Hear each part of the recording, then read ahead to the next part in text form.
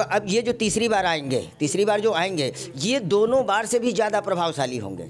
और जब मन को आप स्थिर कर लेंगे तो आप अपने लक्ष्य को प्राप्त कर लेंगे, इसमें कोई संदेह नहीं। देश में लोकसभा चुनाव के लिए अब 3 महीने से भी कम समय बचा है। फरवरी या मार्च में कभी भी देश में आम चुनाव की घोषणा हो सकती है। इसी बीच लखनऊ के मशहूर मंदिर चारों धाम के महंत सियाराम अवस्थी ने भविष्यवाणी की है कि 2024 के लोकसभा चुनाव में देश के वर्तमान प्रधानमंत्री तीसरी बार पीएम बनेंगे, यानी तीसरी बार प्रधानमंत्री नरेंद्र मोदी पीएम की कुर्सी पर बैठेंगे। इस बार वह पिछले 2 बार से ज्यादा प्रभावशाली होंगे और बड़ी बहुमत से जीतेंगे। ये भविष्यवाणी महंत जी ने ग्रह नक्षत्रों के आधार पर की है। ज्योतिषी गणना के अनुसार फरवरी महीने में कई ग्रह गोचर कर रहे हैं। सियाराम अवस्थी ने बताया कि 9 फरवरी को अमावस्या है।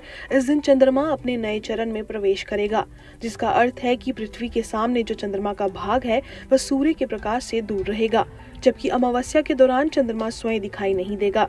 इसके अलावा 14 फरवरी को गुरु और मंगल ग्रह एक दूसरे के बेहद करीब आ जाएंगे। 25 फरवरी को लगभग रात में 11:35 पर गुरु और चंद्रमा एक दूसरे के 3 डिग्री के भीतर से गुजरते हुए बेहद करीब आएंगे। ये जो खगोलीय घटना आप देख रहे हैं या आने को है, ये भारतवर्ष के लिए बहुत ही अलौकिक और दुर्लभ है। और भगवान का मंदिर आपने देखा बनी गया है।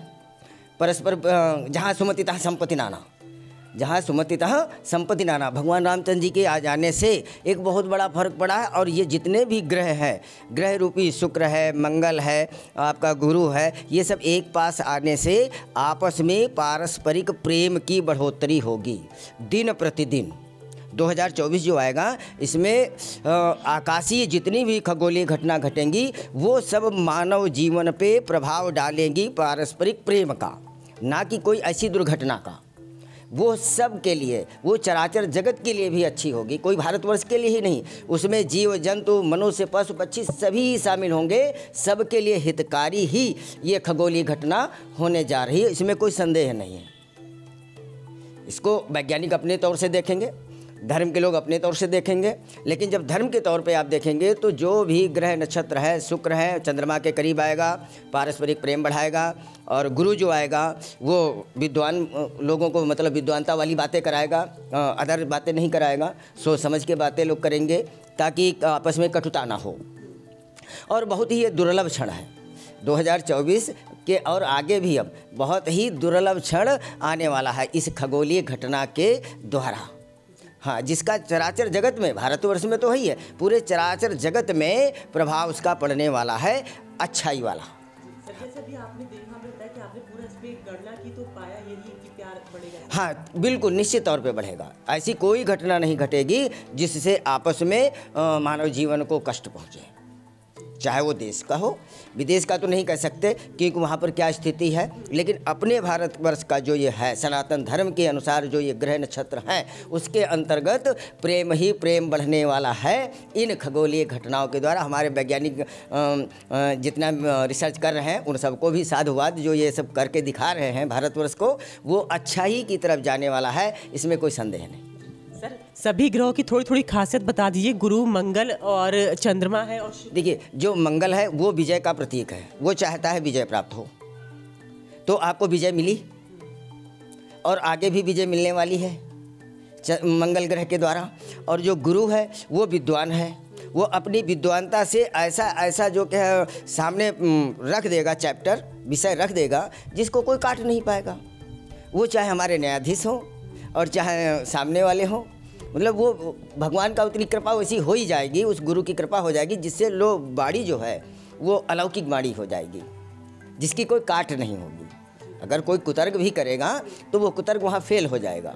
हाँ, ये ऐसी ही घटना गुरु के द्वारा जो सुसंस्कृत विद्वान सबको बनाता है। हाँ, बस थोड़ा घमंड नहीं रखना है, क्योंकि घमंड करेंगे तो कुछ थोड़ा ऊपर नीचे बैलेंस होगा। पर वहाँ पर कि अपने आप को चंद्रमा साथ में आया है, चंद्रमा का मतलब होता है मन, और जब मन की स्थिति आपकी कंट्रोलेड रहेगी शुक्र ग्रह के द्वारा, क्योंकि वो शुक्र ग्रह जो है वो आपको चंद्रमा यानी मन के लिए अच्छी अच्छी चीज़ें जब देगा, जैसे आप कहीं जा रहे हैं, आपके मन की कोई चीज़ भाग गई तो वो आपको प्राप्त हो जाएगी।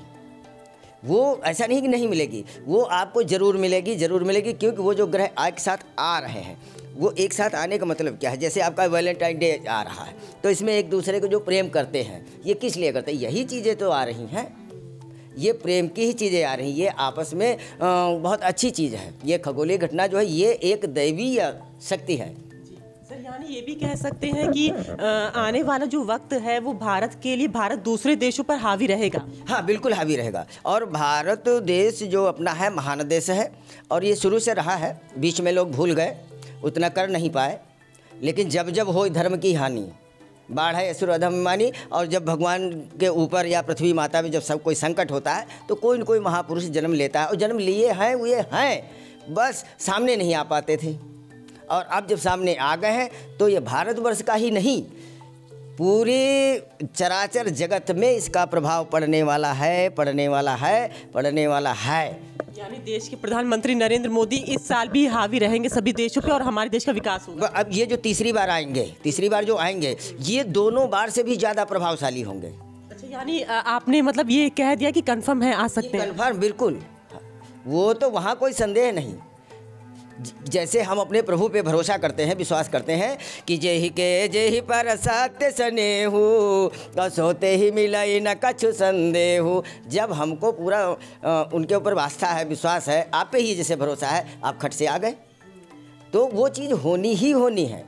यानी नरेंद्र मोदी जी इस साल भी जो प्रधानमंत्री लोकसभा चुनाव में जीतेंगे और बहुमत से आएंगे। और आपको मैं बताऊँ, राम जी की स्थापना हो गई, प्राण प्रतिष्ठा हो गई, राम जी अपने दरबार में आ गए, और जब दरबार में आ गए तो वहाँ भरत भैया भी आ गए, और भरत भैया जहाँ होंगे, भरत भैया जहाँ होंगे, भरत का मतलब भारतवर्ष, भारत माता, वो एक स्त्री रूप भी है, ये रहस्य है, भरत एक स्त्री रूप भी है, यानी भारत माता है।